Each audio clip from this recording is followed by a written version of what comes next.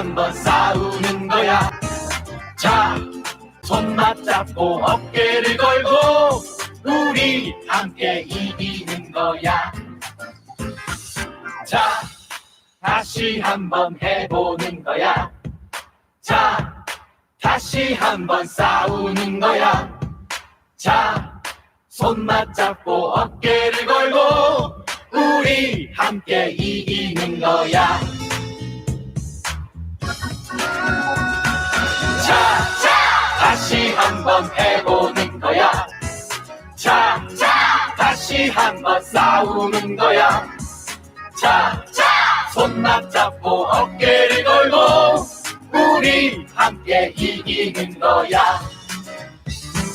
자, 다시 한번 해보는 거야. 자, 다시 한번 싸우는 거야. 자, 손 맞잡고 어깨를 걸고 우리 함께 이기는 거야. 자, 여러분들은 지금 새날의 세계로 오셨습니다. 마치 특히 저 한나인 팀은요, 네. 약간 좀 로봇 같아. 딱 항상 그 자리에 딱 앉아서 네. AI 이 편지 읽어주는 AI. 자, 시작해 볼게요. 자, 팟캐스트 최초의 오직 엄부즈맨만을 위한 프로그램 새날 한나인 85번째 방송 시작하겠습니다. 자, 나오신 분들 소개해드리겠습니다. 오늘도 머리 색깔이 바뀌었군요. 보라색. 자, 볼메 임지지. 안녕하세요. 볼메 임지입니다. 네. 우연찮게 유튜브 영상을 봤는데 네. 그 안녕하세요라는 프로그램 있죠. 그 사연 읽어주고 고민 막 네. 들어주는 그 프로그램에 진짜로 태어날 때부터 빨간 머리가 있었어. 그 머리 색깔 봤는데 혹시 그거 보셨어요? 아니요. 못 보셨구나. 태어날 때부터 그 색은 아니야. 매주 바뀌는 색깔이. 그리고 지금 네. 커트님, 네, 안녕하세요. 커투입니다. 명숙님. 네, 안녕하세요. 정명숙입니다. 자, 세 분은 명절에 어디 가세요? 아니요. 저는 가까운 시골에 잠깐 그렇군요. 갔다 옵니다. 네. 저는 어렸을 때 이제 시골 떠나와가지고 네. 명절에 고향 내려가는 게 그렇게 가슴 두근거리고 그랬던 시절인데 어느덧 나이를 먹으니까 이제부터 싫어지기 시작해. 그 일 자체가 그런 거죠. 자, 세 분과 함께 본격적으로 출발하겠습니다. 자, 이슈 아닌 이슈인데요. 오늘 또 올라온 이슈 중에 일단 이 몸캠을 지워달라는 그 이야기에 또 여가부가 문제가 있다는 얘기가 있어요. 무슨 이야기입니까? 이게 디지털 성범죄인데 약간 피싱 같은 것처럼 어떻게 몸캠을 하게끔 유도를 해서 그 본인의 몸캠을 녹화를 한 다음에 이걸로 협박을 하는 범죄가 있는데요. 요즘에 그 미성년자들이 많이 당하고 있다고 해요. 그런데 이 영상을 빨리 지워야지 피해가 덜한데 영상을 지우려면 부모님 허락을 맡아야 된다. 미성년자니까. 근데 사실 그 협박이라는 게 주변에 알리고 학교에 알리고 부모님한테 알리겠다라는 협박인데 그 과정 자체에서 부모님한테 허락을 받아야 되니까 이거 자체가 좀 시간도 많이 지연이 되고 그다음에 학생들 자체도 부모 동의까지 가는 과정 자체가 너무 쉽지 않다. 그래서 이건 좀 개선의 여지가 있지 않냐라는 얘기입니다. 아, 그렇습니다. 예, 알겠습니다. 다음에는 그 창원 경상대병원 여기 지금 뭐 논란이 여러 가지가 있다고요?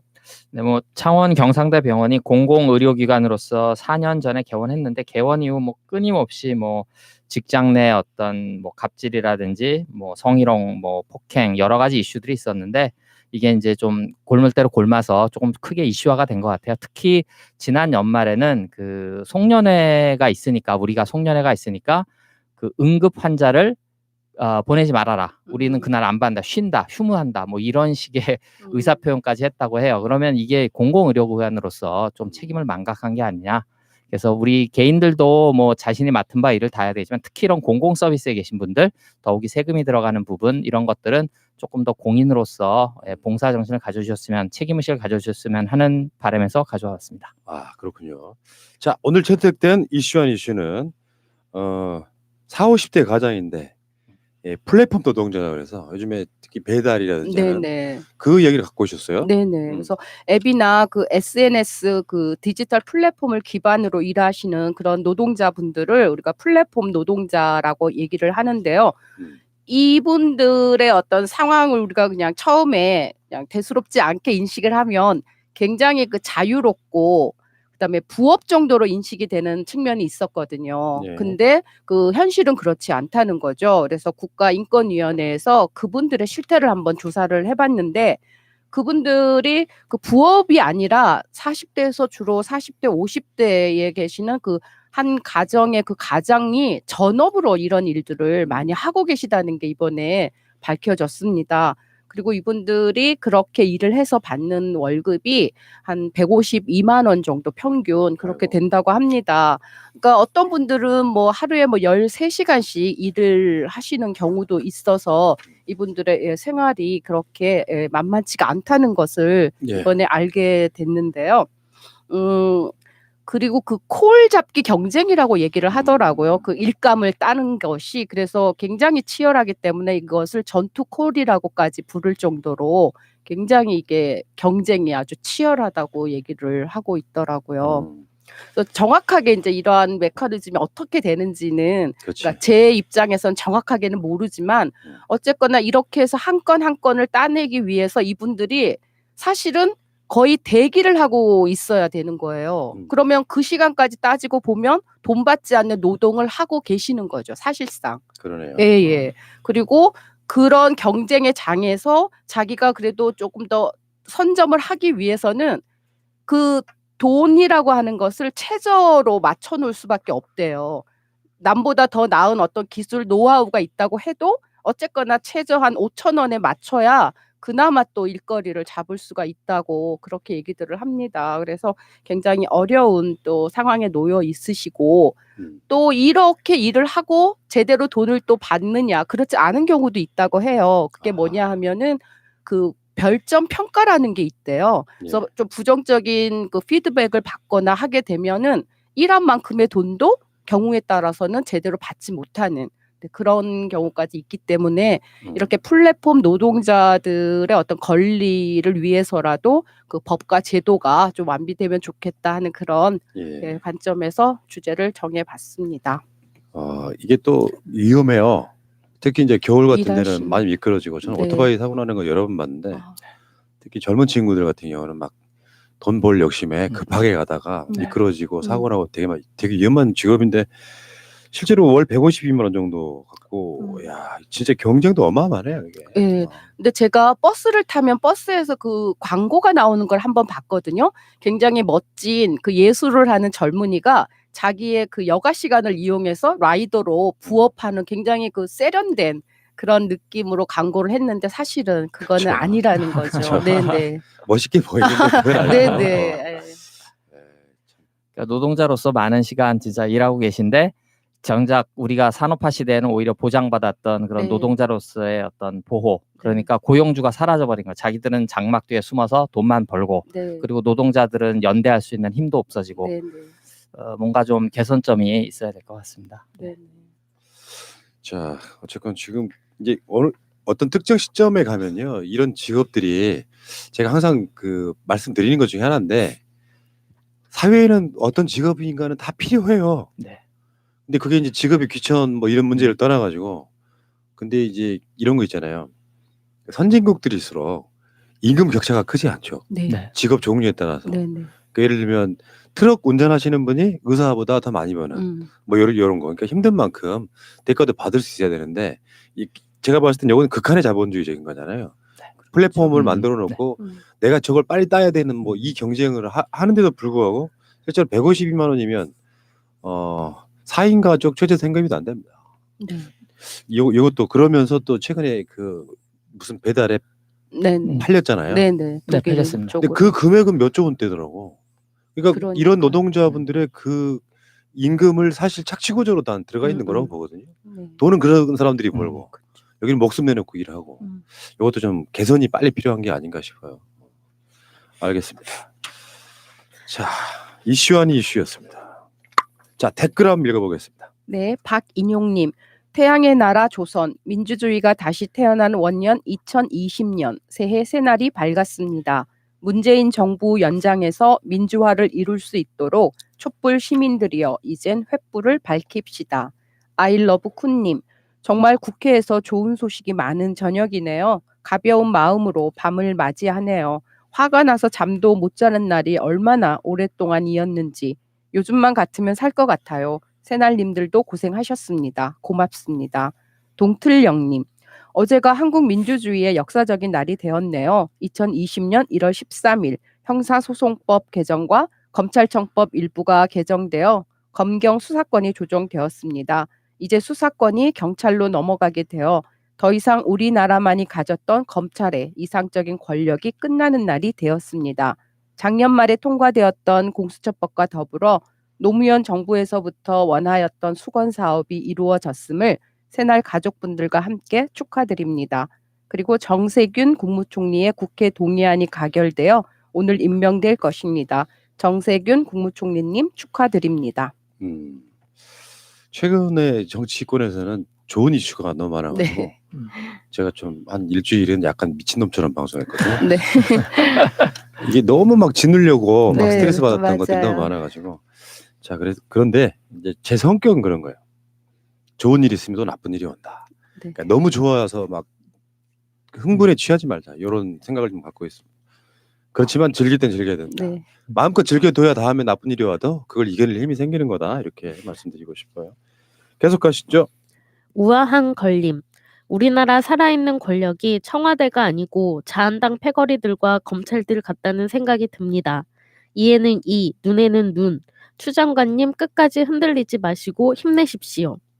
임광수님, 검찰 그동안 행한 짓거리를 국민에게 사과 한번 해봤냐? 얼마나 오만방자한 짓을 했었는지 국민들은 잘 알고 있다. 때문에 지금 니들이 원성을 사고 있으니 조용히 받아들여라. 윤희 아밤님, 검찰이 국민의 검찰로 변모한다 해도 대충 15년? 5년은 가면이고 또 5년은 가식반 진짜 반이고 또 5년 정도는 더 돼야 절치부심이랄 수 있지 않을까요? 또다시 앞뒤 못 가리고 검찰을 응원하고 환호하지 않겠습니다. 잘하고 있네. 이 정도로 반응해 줄랍니다. 적어도 15년은, 물론 그 15년 이상의 정권은 우리가 유지한다는 전제입니다. 손리뷰님, 제목이 잘못된 것 같네요. 사람 쉽게 변하지 않습니다. 사람에 대한 과도한 변화의 희망은 후회로 남게 됩니다. 사리를 갖고 칼을 휘두르며 다가오는 사람에게 말로 하시지요 하며 다가선다고 칼을 내려놓지는 않습니다. 상식적인 대응은 내가 다치지 않게 상대를 제압하고 죗값을 치르게 하는 것이죠. 윤 총장은 제압하고 죗값을 물어야 할 사람이지 고쳐질 사람이 아닙니다. 온갖 시정잡배들이 입에 담지 못할 막말과 폭력에 의지하는 요즘이 된 것도 너무 인내하고 유한 모습으로 보여지기 때문입니다. 법 테두리에서 극단적인 자한당 지지자들 눈치 보지 말고 더 강하고 단호하게 대응해야 합니다. 윤1324님입니다. 손발 다 잘렸으면 윤석열 알박기 그만하고 알아서 나가라. 그래야 재개발 들어가서 헌집 허물고 새집 지을 거 아니냐? 눈치가 없는 거냐? 아니면 알박기 한번 잘해서 대통령 선거 나가려고 설계하는 거야? 차기선님, 추미애 법무부 장관님은 민주당 대표를 역임한 분으로서 일개 검사가 조종할 뿐이 아니라는 걸 모르지 않았을 테고, 설사 네가 대통령을 얕잡아 보았더라도 직속 상관인 법무부 장관님의 지시는 예를 다해 따르도록 하라. 그것이 자존심 상한다면 변호사 개업하여 누구의 지시도 받지 않는 길을 택하거나. 난 예수님, 사냥개가 사냥을 해야지 멀쩡한 사람을 공격하면 안 된다. 그런 사냥개는 퇴출시키거나 철창에 가둬야 한다. 별나라님, 윤석열 사퇴가 아니라 윤석열 처벌입니다. 아무것도 아닌 것으로 온 나라를 들쑤시고 나라를 위기에 몰아넣은 죄를 묻지 않으면 민주당과 정부의 책임입니다. 그 책임은 후일 칼을 맞게 될 수도 있습니다. 백설 곰즘님, 윤석열 재평가, 임기 6개월 만에 공수처 설치, 기소 독점권 폐지, 검경 수사권 조정, 형사소송법 수정, 검찰청법 수정, 이거 뭐 융크나이트인가요? 예. 이만큼 윤석열 검찰총장에 대한 국민들의 분노가 네.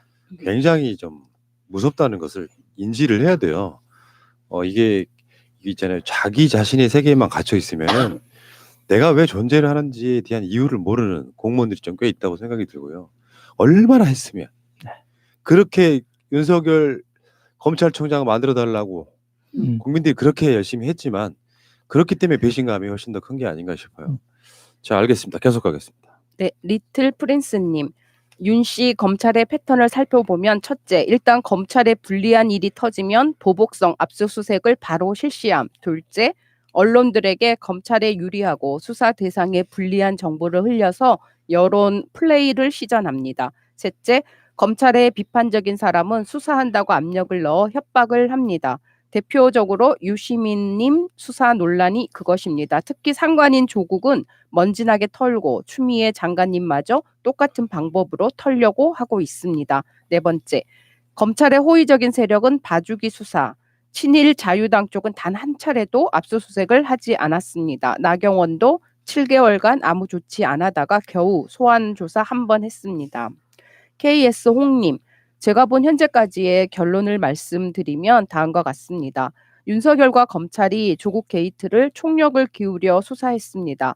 그 결과 여러 범죄와 함께 소명된 금액은 장학금 600만 원. 현재 검찰이 5개월 수사한 결론입니다. 윤석열의 조국 게이트는 단돈 600만 원과 잡범죄. 그런데 그것보다 더 큰 문제는 정경심 재판 과정에서 검찰이 재판을 진행하지 않으려는 행태가 보였습니다. 구속영장이 받아들여지면 그 이후에 6개월 이내로 재판을 끝내야 하는데 정경심 재판을 질질 끌고 있는 것입니다.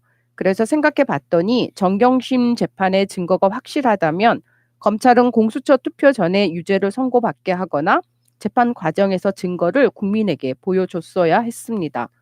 그러나 그러지 못하고 시간만 질질 끌고 오히려 표창장 위조 증인인 동양대 최 총장은 거짓말을 시인하고 총장직에서 물러났고 진중권도 동양대에서 창피해서 스스로 관두는 식으로 물러난 듯합니다.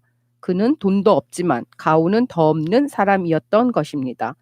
결론적으로 정경심 관련해 질질 시간을 끌었던 이유는 무죄이기 때문에 나머지 총선까지 재판을 끌려는 의도가 보였고 판사는 그 점을 인지하였기에 그렇게 검찰에 단호하게 했던 것으로 판단됩니다. 이상은 저의 개인적인 내피셜입니다. 즉 정경심 조국이 기소가 된 상태라는 것은 수사가 끝났다는 것이고 현재 기소된 상황에서 수사 결과가 모두 유죄라고 해도 검찰이 5개월 넘게 온 검찰을 투입해서 진행할 내용이 아니었고 결국 윤석열과 그 검찰들의 무능이 드러난 상태고 그 무능에 대해 자천되는 건 당연한 건데 조중동, 즉 자한당 일간지 조중동이 자신들의 국민인 개돼지들에게 열심히 가짜 뉴스를 유포 중인 상황인 것입니다. 어여쁘다 윤석열과 짜식들. 예. 지금 그렇지 않아도 이제 자기 목소리 낼 수 있는 검사들 있잖아요. 네. 그런 분들이 그런 얘기 하고 있죠. 부끄럽다고. 실제로 이게 다시 한번 인지를 시켜드릴게요. 11가지 죄목으로 걸었어요. 근데 그 내용 중에 확실한 건 한 건도 없어. 예초에는 이제 사모펀드 관련해서 어마어마한 비리가 있다. 네. 그러니까 민정수석으로서의 위치를 이용해서 최소 수십억 원의 뇌물을 받은 거다. 그러니까 이제 주식, 비상장 주식 이렇게 주는 거 있지 않습니까? 네. 근데 실제로 파보니까 없어. 그러니까 여러 가지 죄목을 더 가지수를 늘리는 거예요. 되게 죄가 많은 것처럼. 근데 거기 보면 증거 인멸, 교사 뭐 이런 거 있거든요. 그러니까 표창장 위조부터 시작해가지고 그래서 11가지로 제목을 늘려놓는 거예요. 부끄러운 줄 안 거죠, 사실은. 그러니까 핵심적으로 뭐 하나만 딱 걸어갖고 중형을 나올 수 있을 만한 건 단 한 가지도 없는 거예요. 네. 실제로는 지금 그 첫 시작은 표창장 위조였잖아요. 그거 지금 구속되어 있을 만한 사유가 안 돼요. 아니죠. 네. 그 위조된 거 있잖아요. 사무소 위조거든요. 그게 사실 유죄라고 할지라도 벌금 한 50만 원 정도밖에 안 나올 만한 상황에 사람을 2차 감옥에다가 구속시켜놔야 됩니까? 그러니까 검찰도 부끄러운 줄 아는 겁니다. 제목만 엄청 늘려놓고 있는 거예요. 진짜 나쁜 놈들입니다. 자, 계속 가겠습니다. 코르코르 9657님. 우리가 잊지 말아야 할 것은 윤석열처럼 새로 지명된 고위 검찰도 검사 조직의 일원일 뿐이라는 사실입니다. 윤 청장과는 결이 다를지 모르지만 그들도 검사 동일체의 일원이라는 현실을 지켜보며 감시해야 합니다. 경화사님, 검찰 기수 뭐가 중요합니까? 깡패 문화 같아요. 진짜 짜증납니다. 박장군님, 기수가 중요하냐? 실력과 능력이 중요하냐? 기수 얘기하는 검찰들, 니들 명예가 얼마나 높고 자존심이 얼마나 세길래 국민은 니들 개로 여긴다. 능력 있는 사람이 되어야지. 기수 짬밥 높다고 꼬우면 옷 벗고 나가라. 5252님, 공수처 설치는 확정되었지만 공수처장 임명하기까지 또다시 외구당, 검새 떨거지들, 기레기 언론이 얼마나 딴지 놓고 회방 걸지 걱정이네요. 잘 넘기려면 일단은 총선에서 필승, 또 필승에서 힘을 보여줘야 할 것 같습니다. 이지영님, 비열하게 뒤통수 치는 인간은 절대 믿어서는 안 됩니다. 본성은 바뀌지 않습니다. 강하게 검찰 개혁 인사 제대로 해야지 하다 말면 죽도 밥도 안 됩니다. 강할 때 엎드리고 약할 때 죽이려 들 겁니다. 예.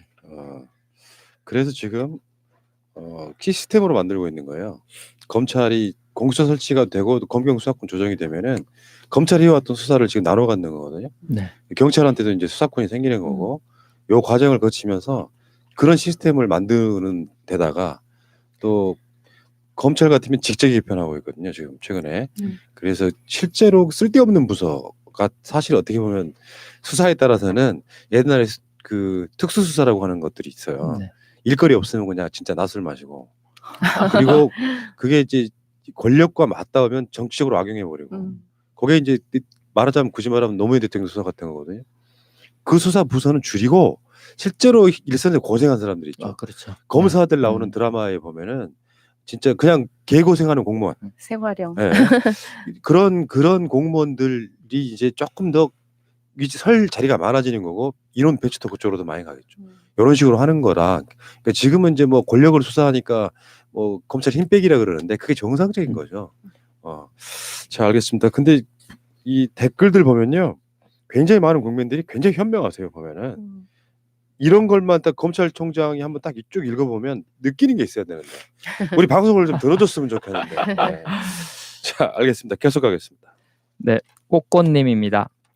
임검사님 같은 분들이 많아졌으면 좋겠습니다. 그래야 국민을 위하는 검찰이 되지요.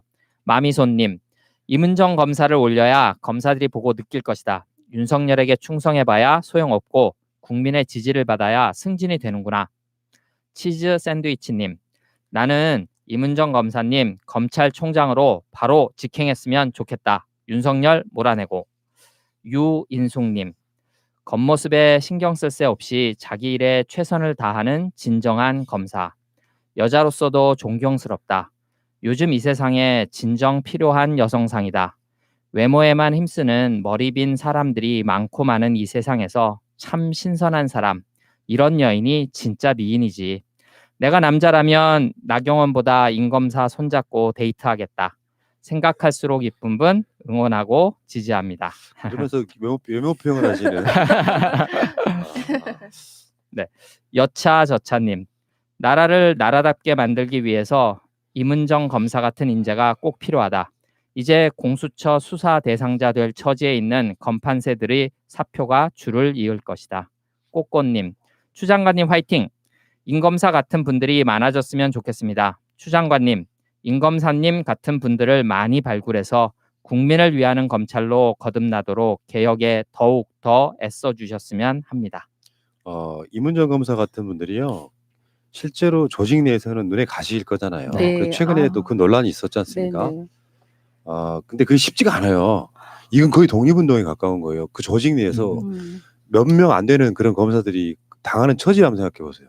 오죽했으면 그 윤석열 측근 윤대진이 가서 뭘 제안하고 딜하고 막 그러잖아요. 네. 쉽게 표현하면 좀 닥쳐줄래? 이런 건데 대놓고 그렇게 말을 못하니까 시대가 바뀌어서 이런 식으로 사실 조직 내에서는 왕따일 거예요. 그렇죠. 그게 쉽지가 않다고 이런 네. 게. 맞아. 그러니까 이런 분들에게 우리 국민들의 박수가 필요하다는 말씀드리고요. 그러니까 어쨌건 임은정 검사에 대한 국민적 성원이 지금 대단하네요 보니까. 네.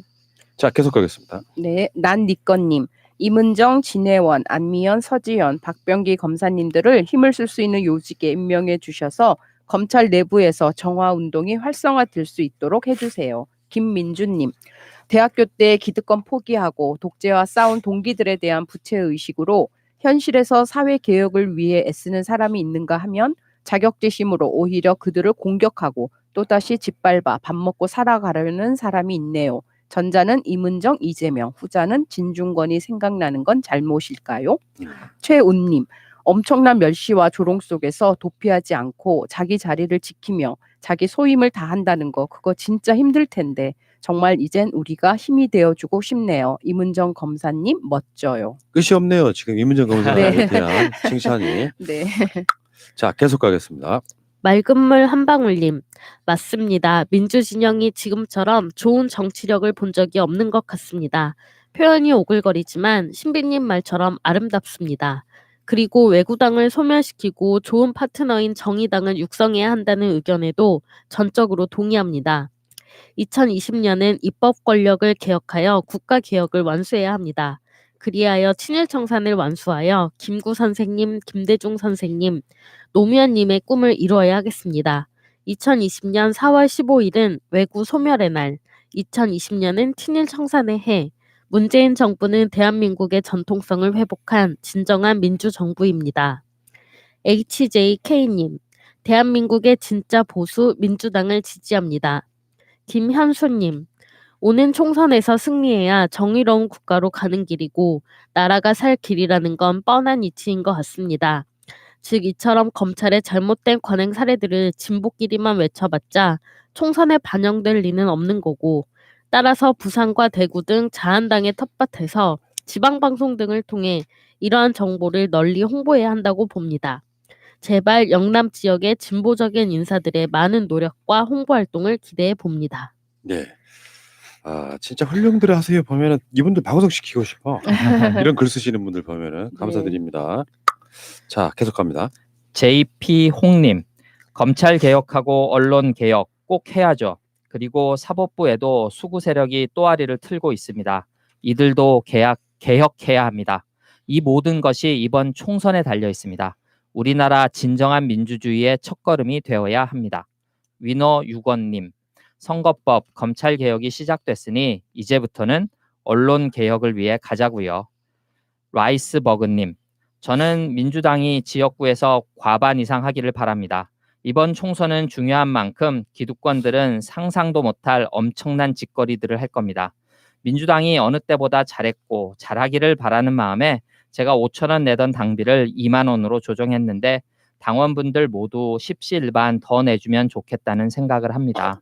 그 이유는 기득권들의 엄청난 저항과 더불어 기레기들이 가짜 기사, 왜곡 기사를 남발할 것이기 때문에 가짜 기사 쓰는 기자와 언론사들을 고소, 고발하는데 더 적극적이어야 한다고 보기 때문입니다. 왜 우리도 농담 반, 진담 반, 고소, 고발 얘기를 하면 조금 위축되는 걸 볼 수 있잖아요. 선거 끝날 때까지만이라도 민주당이 고소, 고발을 남발한다 싶을 정도로 못된 기사들을 못 쓰게끔 고소, 고발을 해야 한다고 봐서 당비를 올려내게 되었습니다. 토착 외구당 퇴출합시다. 야, 이런 분들이 계시다니까요. 네. 사실 당비라고 해봐 얼마 안 돼요. 1,000원 뭐 그렇잖아요. 네네. 어, 의무 당비는. 이게 지금 한 10,000원씩만 올리면 10배 올라가는 거 아닙니까? 엄청나죠. 그러면 훨씬 더 민주당이 쓸 돈이 많아지겠죠. 쉽게 표현하면 실탄이 많아지겠죠. 네네. 자, 민주당 당원이신 분들, 자, 자발적으로 올리십시다. 자, 계속 갑시다. 네.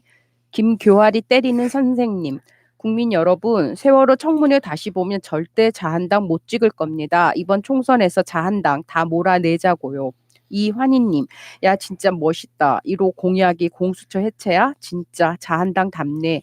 국민 70%가 찬성하는 공수처 폐지야? 그러니 30%를 넘지 못하지. 이 미련한 사람들아. 정석현님, 나베가 할 수도 있을 법한 이야기. 저는 형사 고소에 대해 말한 적 없습니다. 고대 국가에 존재하던 형사 치수 제도를 이야기한 것입니다. 국사 실력이 왜 이렇게 없는지 몰라. 맞아, 이렇게 얘기했을 것 같아요. 네. 호박맘님, 부모님 만나서 밥 깔고 와서 저도 기분이 좀 일찍 갈았네요.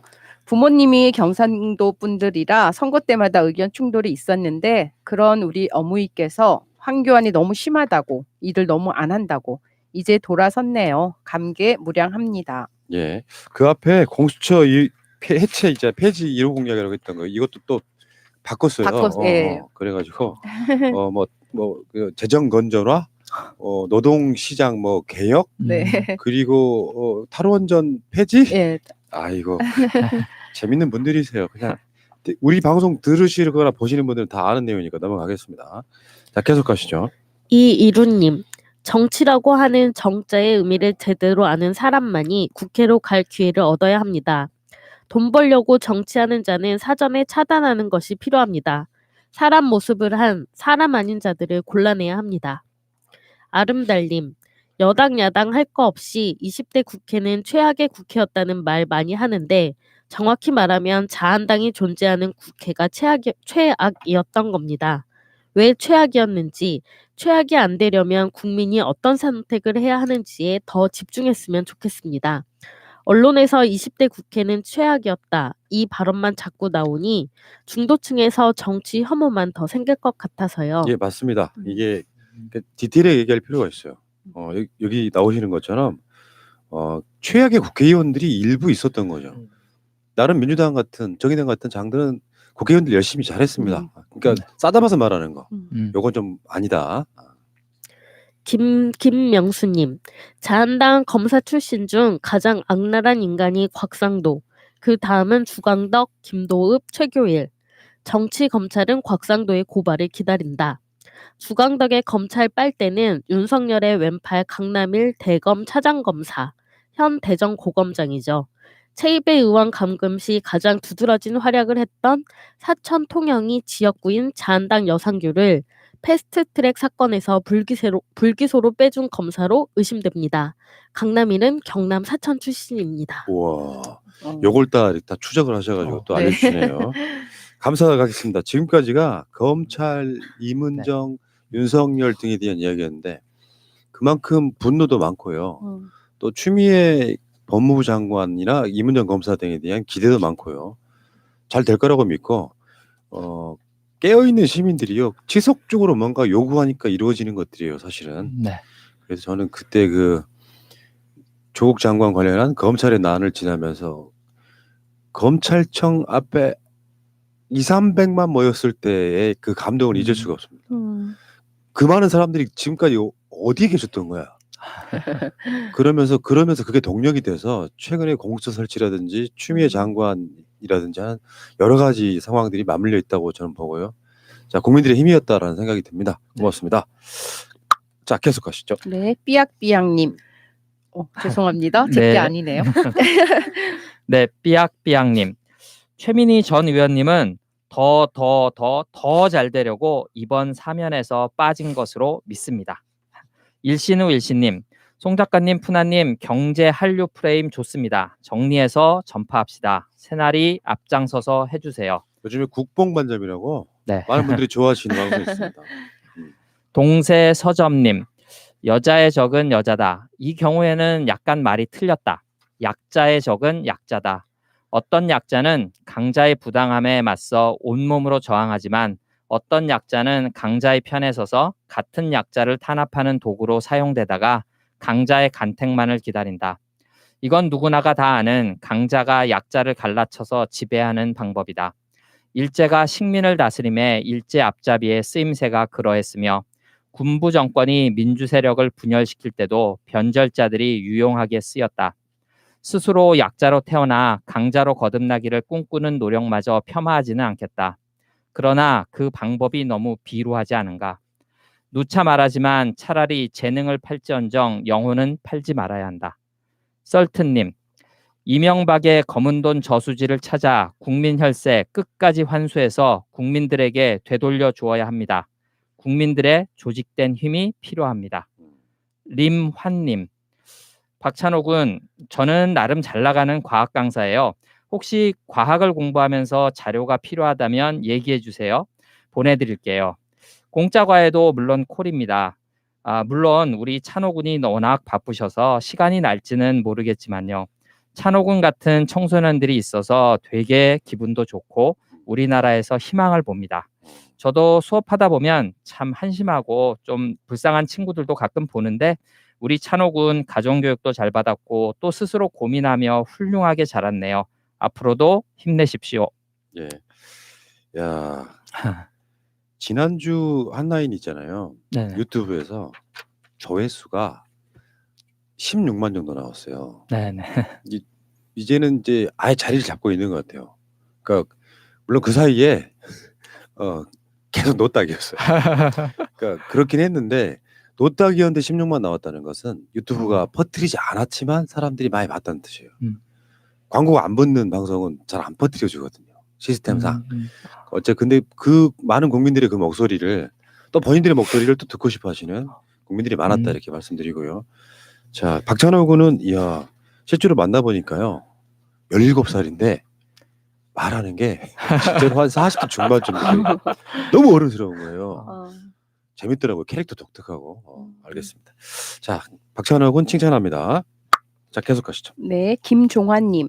날이 밝기 전이 제일 어두워요. 이 어두움을 이겨내야 해요. 뭉치고 힘합치고 이겨내야 합니다. 밝은 날은 오기 마련이지요.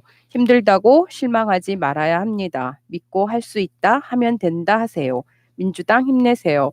밝은 내일 아침이 다가오고 있습니다. 우리 민족의 새날 올 것이라 굳게 믿습니다. 이신호님. 국뽕 반점, 반찬만 먹어도 배부르다. 흥해라 새날, 흥해라 송작가. WH제이님, 방송 중에 가오라는 말은 좀 사용하지 말아주세요. 새날 방송 중에 자주 사용하시더라고요. 하상원 7913 하이님, 데이터 3법에 대해서 한번 다뤄주세요. 정확한 내용을 잘 몰라서요. 파란곰 7호님, 고양이 뉴스님 꼭 게스트로 초대해 주세요. 예. 자, 일단 그 가오란 말은요. 제가 쓴 적이 있어요. 쓴 적이 있는데 미리 양해를 구하고 썼거든요. 그러니까 어떤 느낌이냐면은 그러니까 그 표현을 꼭 써야만 그렇죠. 좀 그 느낌이 전달. 나올 때 그래서 네. 이런 말 사용하는 거 죄송합니다. 이렇게 모르고 쓴 무의식적인 말이 아니라 죄송합니다 하고 그 이야기를 썼던 부분이 있는데 가급적 조심하도록 하겠습니다. 자, 그런 부분이 있고요. 데이터 3법에 대해서 한번 다뤄주세요. 알겠습니다. 준비해 드릴게요. 다음에 고양이 뉴스님 꼭 게스트 해주세요. 실제로 이분을 만나서 대화해보고 그런 적도 있거든요. 굉장히 캐릭터 독특하고 한번 모시도록 할게요. 다음에 국뽕 반점 반찬만 먹어도 배부르다. 이런 방송이 필요했다. 혹시 그 방송 보신 분들은 아시겠지만 그래 실제로 언론이 말하지 않는 대한민국 경제 등에 있어서의 정말 그 좋은 면들 그런 면들은 전혀 언론에 보도가 안 되는 측면이 있어가지고 그런 것들만 발굴해서 지금 전해드리는 시리즈가 있다는 말씀드리고요. 알겠습니다. 자, 오늘 또 굉장히 많은 사연들이 이렇게 기다리고 있었고요. 좋은 내용들이었고 대략적으로 보면 이문정 검사에 대한 칭찬 그리고 여전히 윤석열 총장에 대한 어떤 배신감 이런 이야기들을 하시고 있는 것 같습니다. 2020년은 일단 숫자부터가 좋지 않아요? 2020. 그렇죠. 죽이는 근데 요즘에 내가 느끼는 게 하나 있어요. 시간 진짜 빠르다. 저 옛날 기억나는데 21세기 며칠 남았다 요거 예전에 여의도에 있던 SBS 그 옥상에 붙여있던 전광판이 있었거든요. 근데 벌써 20년이란 거예요. 여러분들 20년 전에 무엇 하셨습니까? 궁금합니다. 그러니까 말씀하라는 소리가 아니라 20년 전에 우리가 뭐 하고 있었을까 이런 생각이 들고 올해도요. 올해도 지금 2020년 됐다고 생각이 들었는데 벌써 방송 나가는 기준으로는 거의 20일 정도 지난 겁니다. 네. 자, 알겠습니다. 시간 탓할 수는 없고요. 가는 세월 어찌 맞겠습니까? 이 세상에 살면서 내가 항상 하는 말이 있어요. 그 무엇보다 공정하고 공평한 것은 시간밖에 없더라. 완벽해요. 누구한테나 주어진 시간 똑같아. 자, 알겠습니다. 그 이야기는 여기까지 하시고 자, 오직 공감뿐 시간입니다. 안녕하세요. 30살 초반 여성입니다. 요즘 20, 30대 젊은 분들 사우나 자주 가시나요? 저는 어렸을 때부터 사우나를 무척 좋아했습니다. 때타올로 때를 박박 밀어야지만 씻은 것 같아서 대중탕을 자주 애용했었는데요. 문제가 생겼습니다.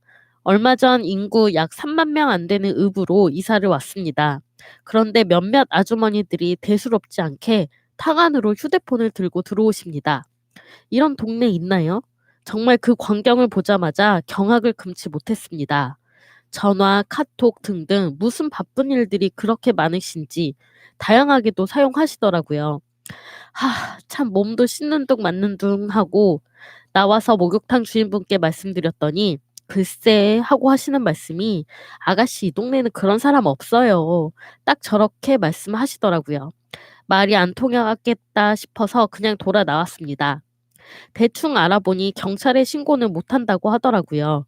이유는 진짜 발가벗은 사진이 범인의 휴대폰 안에 있어야 죄가 성립된다나요? 확실하진 않습니다. 차선책으로 해당 지역 시청에 민원을 넣었고 점주로부터 경고문을 붙이겠다는 답변을 받았다고 전달받았습니다. 그 뒤로는 가지 않아서 경고문이 붙었는지 안 붙었는지의 사실 여부조차 확인을 못했지만 붙여놨다고 해도 본인들끼리는 괜찮은 사람들이라서 별 대수롭지 않게 전과 똑같은 상황이 반복되고 있을 거란 생각이 듭니다. 이거 어떻게 할 방법이 없을까요? 최근까지 차를 타고 굳이 시내로 사우나를 왕복하며 다니다가 급 억울한 마음에 하소연차 말씀드립니다. 이런 문제가 있었군요. 실제로 저는 이제 대중 목욕탕이 안 가는 경우가 대부분이어가지고 네. 요즘 잘 안 가시잖아요, 사실. 그렇죠. 네. 예전에는 목욕 시설이 좀 네. 충분하지 않을 때는 일주일에 한 번은 또 아버지 따라가지고 네. 뭐 사우나 가서 이렇게 그러니까 목욕탕 가가지고 때 뵙기도 시설이 있었는데 지금은 집에 다 샤워 시설들이 있는데 근데 진짜 중요한 건 생각지도 못했다 이거. 이건 진짜로 범죄에 이용될 수 있거든요. 예를 들면 같은 여성이라도 다른 여성들의 어떤 알몸을 찍어가지고 요거를 지금 유포시킬 수 있잖아요. 네. 상업적으로 유통시킨다면 이건 굉장히 심각한 문제인데요. 네, 그렇죠. 돈 받고 팔죠. 이제 남자 같은 경우 여자분들한테 부탁을 해서 이제 돈 받고 사람을 사서 이제 그 여자들이 찍어 오면 이제 그거를 유포시켜서 그런 식으로 많이 또 유출이 된다 그러더라고요. 네. 근데 이제 이거 보내신 분의 그렇죠. 그 마을의 아주머니들이 뭐 그런 의도는 아닌 것 같아요. 그러니까 이제 탕 안에 들어왔을 때 혹시라도 뭔 일이 있을지 모르니까 들고는 들어오신 것 같긴 한데 다른 사람들에게 좀 불안감을 조성할 수가 있으니까 그러니까요. 예, 경고문대로 예, 욕탕 안에는 절대 가지고 들어오지 않았으면 합니다. 그 일부러 찍지 않아도 사진 찍힐 때 있잖아요. 네네. 그럴 때 만약에 내 벗은 몸이 막 이렇게 다른 사람의 핸드폰에 들어있다면 되게 아찔할 것 같아요. 그러니까요. 예. 자기가 셀카 찍다 보니까 뒤에가 다른 분이 지켜요. 거기서 셀카를 왜 찍을? 네. 아니 근데 그 실제로 걸린 사람들이 그 제일 많이 하는 별명 중에 하나가 또 그거예요. 나 찍으려고 하다가 뒤에 이렇게 찍었다 뭐 이런 식으로 네네. 별명을 제일 많이 하죠. 네. 근데 탕도 그렇고 사실 탈의실에서도 네, 맞아요. 휴대폰을 많이들 사용을 하거든요.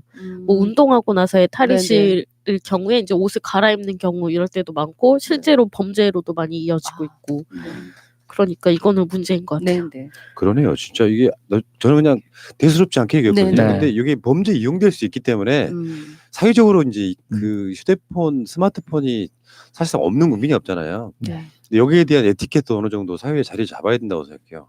상대방한테 어떤 불안감을 줄 수 있는 곳에는 사용하지 않는 게 당연한 거지. 네. 그리고 또 핸드폰도 병입니다, 병. 잠깐 씻고 나오고 그러는 데 가서 굳이 핸드폰을 들고 들어가서 그거 갖고 또 이게 있잖아요. 그 사우나 안에 들어가면 또 고온이 높잖아요. 네. 여기다가 또 놔야 되네 말아야 되네 들고 들어오면 배터리가 폭발하네 어쩌고 가끔씩은 핸드폰 내려놓고서 합시다. 아니 어디 알몸으로 들어가는 곳까지 그 핸드폰을 갖고 들어가세요. 집어넣을 공간도 없는데.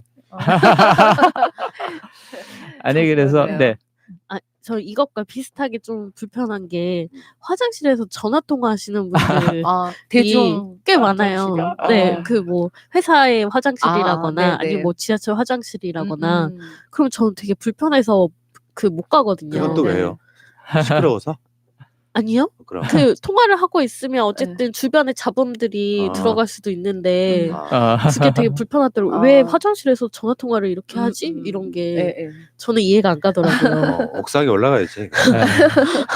아니 그리고 화장실은 그런 것도 있어요. 그러니까 이제 그 사람들이 밖에서 뭐 전화할 땐 또 그런데 이 칸막이 안에 들어가서 통화를 하고 있으면 나는 그냥 손으로 들어갔어요. 근데 본의 아니게 내가 이거를 전화 통화를 맞아요, 엿듣는 맞아요. 게 되는 건가? 네, 네, 네. 되게 기분 나쁘게 잘못은 저 사람이 했는데 나중에 뭐 내가 엿드는 것도 아닌데. 드라마에 많이 나온 그러네요. 장면이죠. 네. 주인공이 막 통화하는 걸 누군가 들어. 또 그걸 이용해 먹고. 참. 오늘 여기 어쨌든 사연에 나오신 이 소도시는 진짜 그 아주머니 분들이 이렇게 그 옛날식 대중 목욕탕에 모여서 뭐 전화 통화도 하고 뭐 옛날 얘기도 하는 모습이 네. 정겹게도 여겨지면서 네. 또 한편으로는 이게 시대가 음. 바뀌었으니 우리가 네, 보낼 네. 것은 보내야 되겠다. 바꿀 것은 바꾸고 조금 아쉬우시더라도 변화한 시대에 맞춰서 조금 에티켓도 변해야 되지 않는가 뭐 그런 얘기인 것 같습니다. 근데 거기에 대한 보안 장치로 여러분들 핸드폰을 보면은 이 촬영하는 소리는 죽일 수가 없게 돼 있어요. 그렇죠. 네. 그래서 어떻게든지 찰칵 소리가 나게끔 만들어 놓긴 했는데 아이폰은 소리가 안 나요. 그래요? 네. 아니, 소리 나는데 음. 특정 어플을 사용하면 안 나요. 안 나요. 그럴 수 네. 있겠구나. 그런 게 있고 이제 또 하나는 외국에서 사온 폰은 소리가 안 네, 납니다. 소리가 안 나요. 네. 헐. 그러니까 이게 진짜로 몰래 카메라로 악용될 네네네. 수밖에 없기 때문에 네. 조심하셔야 될 것 같고요. 네. 근데 그게 일반적인 문화가 되기까지 시간이 꽤 걸리겠네요. 음. 또 이 소도시에 그 여기 나오신다는 이 아주머니들 같은 경우는 그런 이야기를 하면 막 비웃으실 거예요. 이게 진짜 굉장히 중요한 에티켓이고 네, 어쩌면 네. 인권에 관한 문제일 수도 네, 있고 네. 굉장히 중요한 여러 가지 것들이 될 수 음. 있는데 요건 진짜 디지털이라고 하는 건 무서운 거예요, 사실은. 그리고 뭐 최근에 휴대폰 해킹 문제도 있었고 아, 네. 그리고 이제 폰을 바꾸면서 반납한 개인정보 다 지우고 반납한 네. 폰에서 내 네. 정보가 유출된 그런 사례들도 많았고요. 아. 휴대폰에 관련된 것들은 이제 그냥 음. 개인적인 문제야라고 치부할 게 아닌 것 같아요. 네, 네. 핸드폰에 내용 들어있는 거 지워도 포렌식하면 다 살릴 수가 있다는 네, 거. 네. 무서운 세상입니다. 사실 알고 보면 옛날에 비하면. 네, 네. 그러니까 이제 아까 말씀하셨듯이 이제는 좀 이런 장소에서는 우리가 좀 정신 건강을 위해서도 휴대폰 좀 띄워놓고 뭐 식탁에서도 어떻게든 경우에는 이제 들고 있는 경우 있잖아요. 그래서 점점 대화도 없어지고 친구들 만났는데도 각자 앉아서 각자 휴대폰 보고 있고. 그러니까 조금 휴대폰을 멀리하는 습관을 새해는 들여보는 것도 괜찮겠네요. 쉽지는 않을 거예요. 그죠? 불안하긴 하죠. 네. 불안하긴 한데 이제 지금 그 어렸을 때부터 살고 있던 친구들 같은 경우는 핸드폰과 같이 살아왔기 때문에 우리랑 또 다를 거예요, 느낌이. 그러니까 네. 실제로 우리들 입장에서는 어떻게 같은 밥상에서 서로 카톡으로 이야기하냐 할 수도 있는데 그게 익숙할 수 있다는 것도 받아들여야 된다고 생각합니다. 네. 그러니까 저 이런 생각도 해봤거든요. 좀 새는 이야기긴 한데 아이가 핸드폰을 보고 있잖아요. 네.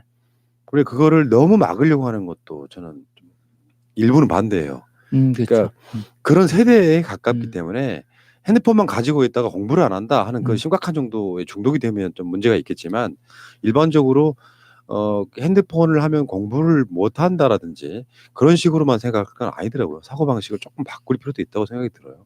그렇죠. 어떤 분은 얘기하시기 그 휴대폰이 그 세대에게는 인생 자체가 다 들어있는 거니까 그래서 어떤 부모가 이제 너 뭐 잘못했으니까 휴대폰을 뺏는 압수하는 뭐 이러면 이제 큰일 나는 거죠. 어떤 훈육으로서 가르침으로서의 효과를 전혀 못 보는 거니까 아이에게는 그런 세대가 된 것 같네요. 저기 무슨 군에 사시는 우리 시청자님 계십니다. 네. 목욕탕 가실 건데 목욕탕 가시면은 핸드폰 들고 들어가지 말아주시기를 바라겠습니다. 그러니까 본인은 전혀 의식이 없었는데 어떻게 보면은 남한테는 그게 위협이 될 수 있다는 사실을 한번 인지했어요. 오늘 그러니까 이 내용으로 이런 상황들이 있을 수 있다는 걸 아마 새롭게 깨달으신 분들이 좀 꽤 있을 거라고 생각이 들었습니다. 자, 알겠습니다. 오늘 한나이는 여기서 일단 마칠게요. 어쨌건 오늘 방송에 쏟아졌던 그 여러 가지 좋으신 말씀들 유념하고요. 우리는 또 설 명절에 다시 찾아오도록 하겠습니다. 자, 오늘 감사드리고요. 여러분들 나가실 때 좋아요. 구독하기도 좀 해주시고. 자, 세 분 고생하셨고요. 세 분도 다음 주에 명절에 뵙겠습니다. 고맙습니다. 감사합니다. 자, 다시 한번 해보는 거야. 자, 다시 한번 싸우는 거야. 자, 손 맞잡고 어깨를 걸고 우리 함께 이기는 거야. 자, 다시 한번 해보는 거야. 자, 다시 한번 싸우는 거야. 자, 손 맞잡고 어깨를 걸고 우리 함께 이기는 거야. 자, 다시 한번 해보는 거야. 자, 다시 한번 싸우는 거야. 자, 손 맞잡고 어깨를 걸고 우리 함께 이기는 거야.